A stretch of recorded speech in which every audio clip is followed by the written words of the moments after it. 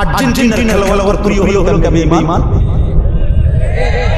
এই মুসলমানের বাচ্চা বল বেটা, বল বেটা, কোন কাফের বেঈমান, কোন খ্রিস্টান বাচ্চা, কোন ইহুদি, তুই মুসলমানের ঘরে জন্ম নিয়া তোর রক্ত মুসলমান মার রক্ত তুই কেমন বেঈমানের শাস্তি দিবি? এই বেহায়া বল বেহায়া, তোদের যাদের চুলের হুকুম বল দাঁড়া,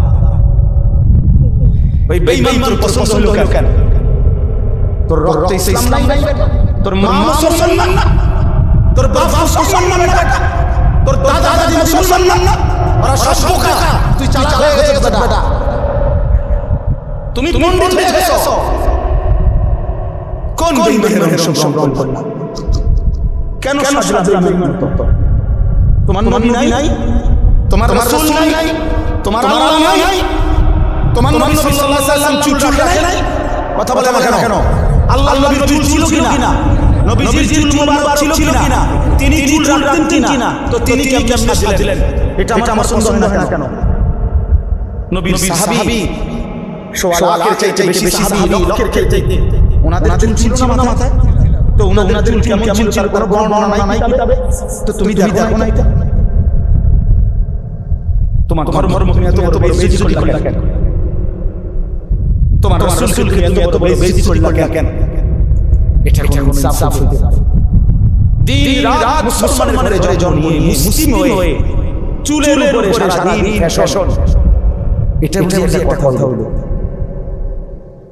আমার ভাই বল, এটা বুঝি একটা কথা হলো? তোমার আল্লাহ বানাইছে শুধু সারাক্ষণ চুলের ফ্যাশন করবা, বিভিন্ন মডেলের চুল কাটবা, এই নিয়ে ব্যস্ত থাকবা। এত ফালতু কাজে আছে মুসলমানকে বানাইছে, তাইলে সারা দিন কি করি?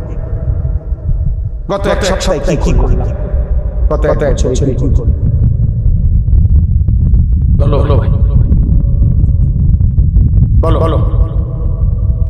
নিজের জন্য ভাবো ভাই, প্রত্যেকের নিজের জন্য কিছুটা সময় কাঁদতে ভাবা, আসলে আমি কে করতে আসছি, কে আমাকে পাইলেন, আমি যা যাচ্ছি আমার সৃষ্টিকর্তা তাই চায়, তিনি যা চায় আমি তা করি কিনা, আমি যা করি তা চান কিনা, এতটুকু বুঝা পড়া, এতটুকু যদি বিবেকের বুঝা পড়া না থাকে, প্রিয় ভাই আমার বাস্তবিক করতে সে মানুষ হয় না,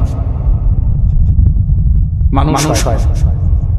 এর দূর অনুভূতি যদি না থাকে, আত্মবোলা নিজে চিনি না, মানুষের বেউকুফ হয় না, সুস্থ স্বাভাবিক মানুষ এমন হয় না। জন্য প্রত্যেককে নিজের জন্য একান্ত ভাবা উচিত।